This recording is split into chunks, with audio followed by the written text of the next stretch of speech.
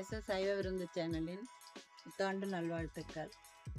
உலகில் அனைத்து உயிர்களும் நல்வாழ்வு வாழ இறைவனை பிரார்த்திக்கிறேன். தோட்டத்தில் பூத்த மலரை இன்னைக்கு நான் பறிச்சிருக்கேன்.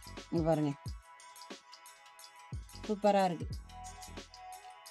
இன்னும் 2 பேர் இருக்காங்க. இவங்க பறிக்கிறதுக்கு எப்படின்னு 4 நாள் ஆகும்.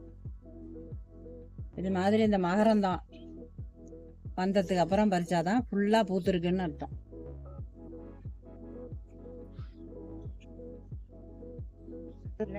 புத்தாண்டு நல்வாழ்த்துக்கள். ஆங்கில புத்தாண்டு நல்வாழ்த்தும். ஆங்கில புத்தாண்டு நல்வாழ்த்துக்கள்.